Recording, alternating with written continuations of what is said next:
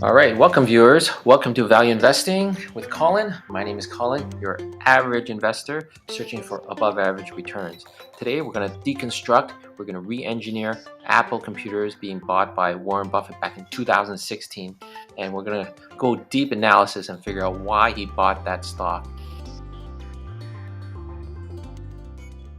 And as you can see, if you look at it, he bought it around 2016, and look at the amount. It went parabolic. It went skyrocketing up to here. So let's figure this out and find out why he bought it. Okay, let's go back to history. You look at the Berkshire Hathaway report back in 2016. He bought 61 million shares of Apple Computer at $6 billion. Okay, back in 2016, it barely went up a lot. $6 billion. Part of this portfolio that you see here is his biggest purchases. So it's like a top 3 holding here. What was he thinking at that time, 2016? The average price for that stock, let's do the math here on his purchase. So it would take $6 billion divided by 61,242,652 equals 110.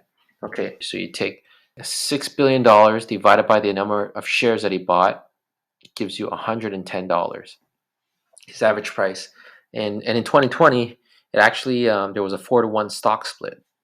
4-to-1 stock split in today's numbers means he bought it at $27.54. Let's go back to the chart. Back in 2016, he bought it at $27. And you look at Apple Computer, the highs was around this price, $631. So it just started to drop a little bit, and he started to purchase his stock here.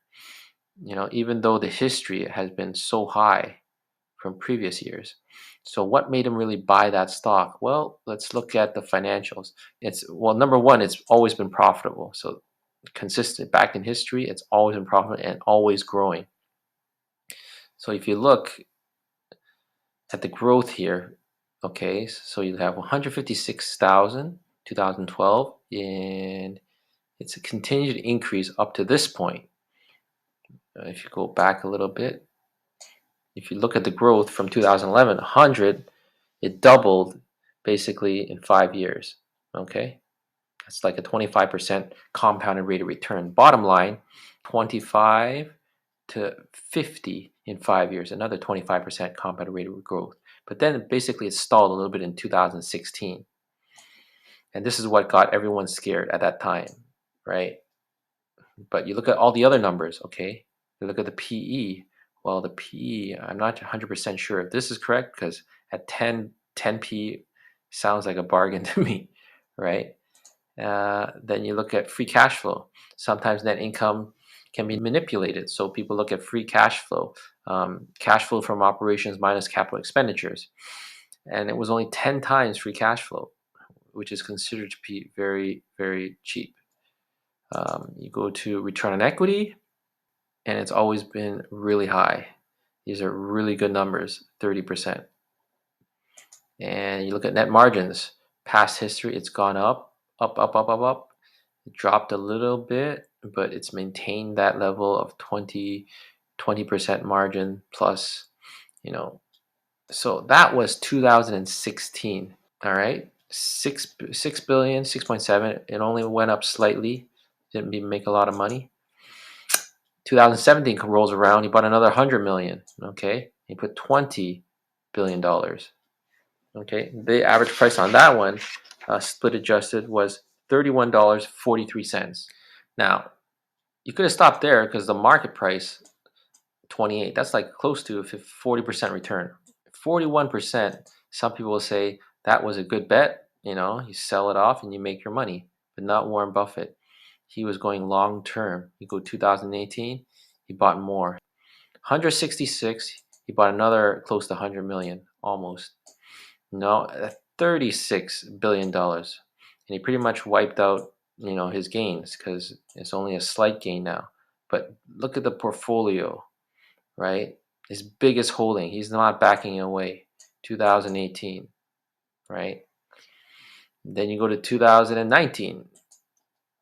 So we go from 255. Okay, now he's stopped. This is pretty much where he stopped putting in more money. Okay, he sold a little bit, but his average price 35, and this is where earnings matter. This is where it goes to 73. It doubled its money. 2019 rolls around. You look at the earnings that start happening, right? This is the rest of the hit. So you look at the net income, 45, 48, 59, 55. It's increased. Okay, top line's increased, bottom line's increased.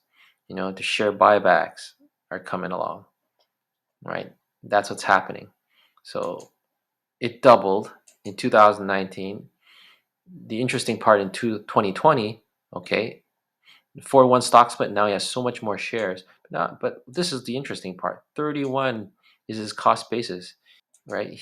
From 35, it became 31. And this is the magic of a company buying back its shares. You get more ownership in the company, thus lowering your cost basis. So $31 billion, market cap 2020, 120. 4 times your money, okay? 400% return. That's why Warren Buffett is Warren Buffett. That's a pretty amazing return.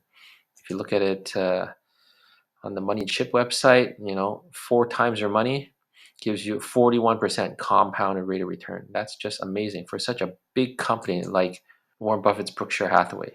Okay, what else should we consider on this purchase? Well, let's look at the moat of why Warren Buffett bought Apple. Okay, it's a top 2 player. Okay, if you look at the chart, let's see, I actually have a chart here. Back in 2015, you'll see that it's a top 2 player. Apple has 14%, 18%, 13%. Samsung is the leader, but Apple's trailing at number 2. So it's a top 2 player. And actually, if you go all the way to the end, Huawei actually kind of disappeared thanks to Trump, and then now 14%, 20%. This is the first time fourth quarter 2021, Apple actually took the lead. And it's because of this, that's why the share price of Apple has gone up so much, because they're number 1 now, right? Okay, let's go back to what Warren Buffett looks at is the moat again. You got the top 2 player. Smartphones are a necessity. You got to make a phone call. You got to text. You got to surf the internet. It's great for GPS. It's almost like you can't live without it. The stickiness, most people upgrade to the iPhone. If they have the iPhone, they're going to upgrade to the iPhone again. It's considered the best phone, so it commands a premium price. It has an incredible ecosystem with the Apple Store. There's a history of innovation. And really, every year it's just got to improve. It just has to improve on taking better pictures, taking market share from the camera market, improving video recording, just taking share from the video camcorders. Apple has a really bright future ahead of it, even though it's like one of the biggest companies out there. It's $1 trillion, $2.73 trillion market cap. I would not buy at these levels because right now the PE is 27. If you look at where Warren Buffett was like 10, I don't think it'll ever go to 10 again. But if it ever does, you just got to be patient. Okay. Well, anyways, if you like this video, if you want more of these videos, give me a like, a thumbs up, hit that subscribe button and notification, and we'll see you in the next video. Thank you very much for your time.